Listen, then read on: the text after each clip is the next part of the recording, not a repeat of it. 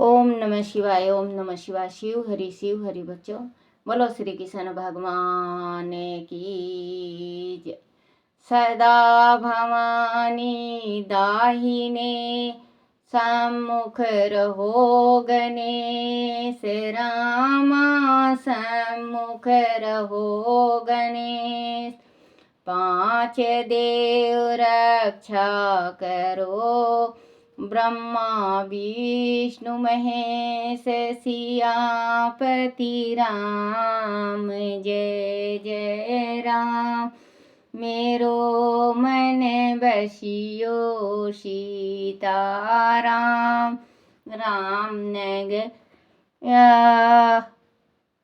राम के बसते गंगा तीर रामा, बसते सरयू तीर रामा। चौकी हनुमत वीर की राम जी, चौकी हनुमत वीर की। बोलो सियापति रामचंद्र भगवान की जय। महादेव की जय। गणेश भगवान की जय। अपने अपने माता पिता की जय। अपने अपने गुरुदेव महाराज की जय। शिव पार्वती की जय। शिव पुराण की जय। शिव पुराण में वेगनाथेश्वर ज्योतिषलिंग के प्रगटय की कथा तथा महिमा सूत जी कहते हैं। अब मैं वेगनाथेश्वर ज्योतिषलिंग का पापहारी महत्म बताऊंगा। सुनो साक्षात सुनो। राक्षस राज रावण जो बड़ा अभिमानी और अपने अहंकार को प्रकट करने वाला था, उत्तम पर्वत कैलाश पर भक्ति भाव से भगवान शिव की आराधना कर रहा था। कुछ काल तक आराधना करने पर जब महादेव जी प्रसन्न नहीं हुए, तब वह शिव की प्रसन्नता के लिए दूसरा तप करने लगा। पुलस्त्य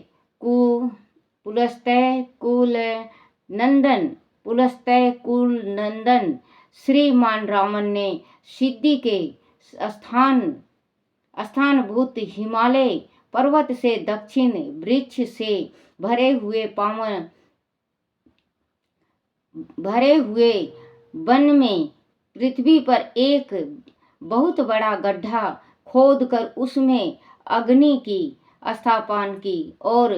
स्थापित की। उनके साथ ही भगवान शिव को स्थापित करके हवन आरंभ किया। ग्रीष्म ऋतु में वह 5 अग्नियों के बीच में बैठता। वर्षा ऋतु में खुले मैदान में चबूतरे पर सोता और शीतकाल में जल के भीतर खड़ा रहता। इस तरह 3 प्रकार से उनकी तपस्या चलती थी। इस रीति से रावण ने बहुत तप किया तो भी दुरात्माओं के लिए जिनको रिझाना कठिन है, वह परमात्मा महेश्वर उस पर प्रसन्न नहीं हुए। मस्तक काट कर शंकर जी का पूजन आरंभ किया। विधि पूर्वक शिव की पूजा करके वह अपना एक एक सिर काटता और भगवान को अर्पित कर देता था। इस तरह उसने क्रमशः अपने 9 सिर काट डाले। जब एक ही सिर बाकी रह गया, तब भक्त उत्सल भगवान शंकर संतुष्ट हुए एवं प्रसन्न हो वहीं उनके सामने प्रकट हो गए। भगवान शिव ने उसके सभी मस्तकों को पूर्वतः निरोग करके उसे उसकी इच्छा के अनुसार अनुपम उत्तम बल प्रदान किया। भगवान शिव का कृपा प्रसाद पाकर राक्षस रावण ने नतमस्तक हो हाथ जोड़कर उनसे कहा, देवेश्वर प्रसन्न होइए, मैं आपको लंका में ले चलता हूँ। आप मेरे इस मनोरथ को सफल कीजिए, मैं आपकी शरण में आया हूँ। रावण के ऐसे कहने पर भगवान शंकर बड़े संकट में पड़ गए और अनमाने होकर बोले, राक्षस राज, मेरी सरगर्भित बात सुनो। तुम मेरे इस उत्तम लिंग को भक्ति भाव से अपने घर को ले जाओ, परंतु जब तुम इसे कहीं भूमि पर रख दोगे तब यह वही शीतल हो जाएगा, इसमें संदेह नहीं है। अब तुम्हारी जैसी इच्छा हो वैसा करो। सूत जी कहते हैं, ब्राह्मणों, भगवान शंकर के ऐसा कहने पर राक्षस राज रावण बहुत अच्छा कह कर वह शिवलिंग साथ लेकर अपने घर की ओर चला, परंतु मार्ग में भगवान शिव की माया से उसे मूत्रो तरसग की इच्छा हुई। पुलस्त्य नंदन रावण समर्थशाली होने पर भी मूत्र के वेग को रोक नहीं सका। इसी समय वह आसपास एक ग्वाले को देखकर उसने प्रार्थना पूर्वक वह शिवलिंग उसके हाथों में थमा दिया और स्वयं मूत्र त्याग के लिए बैठ गया। एक मुहूर्त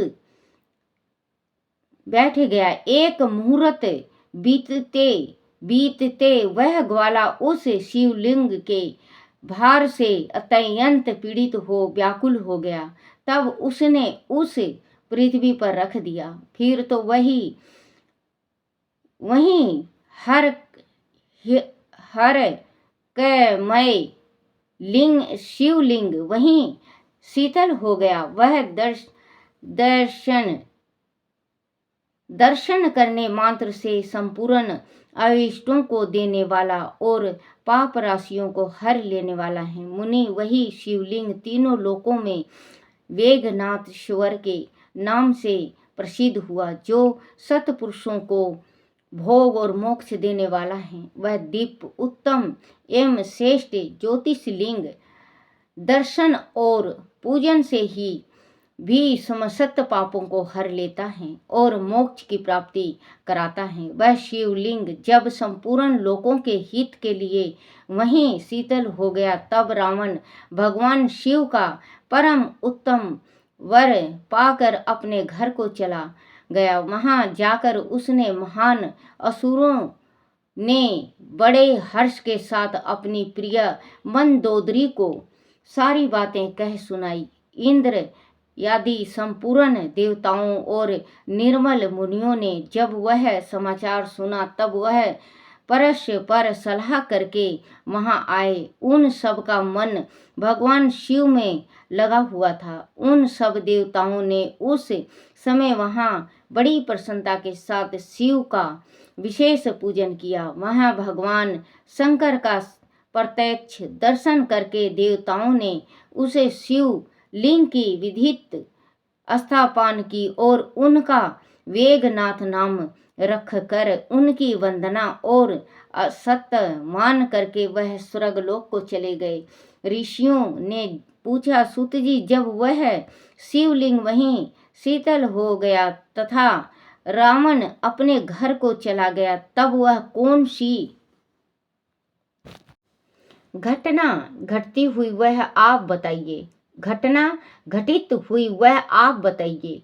सूत जी ने कहा, ब्राह्मणों, भगवान शिव का परम उत्तम वर पाकर महान असुर रावण अपने घर को चला गया। उसने अपनी प्रिया से सब बातें कही और वह अत्यंत आनंद का अनुभव करने लगा। उधर इस समाचार को सुनकर देवता घबरा गए कि पता नहीं वह देवद्रोही महादुष्ट रावण भगवान शिव के वरदान से बल पाकर क्या करेगा। उन्होंने नारद जी को भेजा। नारद जी ने जाकर रावण से कहा, तुम कैलाश पर्वत को उठाओ, तब पता लगेगा कि शिव जी का दिया हुआ वरदान कहाँ तक सफल हुआ। रावण को वह बात जच गई। उसने जाकर कैलाश को उखाड़ लिया। इससे सारा कैलाश हिल उठा। तब गिरिजा के कहने से महादेव जी ने रावण को घमंडी समझकर इस प्रकार श्राप दिया। महादेव जी बोले, रे दुष्ट भक्त दुर्बुद्धि रावण, तू अपने बल पर इतना घमंड ना कर। तेरी इन भुजाओं का घमंड चूर करने वाला वीर पुरुष शीघ्र ही इस जगत में अवतारित होगा। सूत जी कहते हैं, इस प्रकार वह जो घटना हुई उसे नारद जी ने सुना। रावण भी प्रसन्नचित्त हो जैसे आया था उसी तरह अपने घर को लौट गया। इस प्रकार मैंने वेगनाथेश्वर का महात्म बतलाया है। इसे सुनने वाला मनुष्य का, पढ़ने वाले मनुष्य का सभी पाप भस्म हो जाता है। बोलो शिव पार्वती की जय हो। ओम नमः शिवाय, ओम नमः शिवाय, ओम नमः शिवाय बाबा, ओम नमः शिवाय, ओम नमः शिवाय शंभो, ओम नमः शिवाय, ओम नमः शिवाय, ओम नमः शिवाय, शिवाय नमो, शिवाय नमो, शिवाय नमो, शिवाय नमो, शिवाय नमो, शिवाय नमो। ओम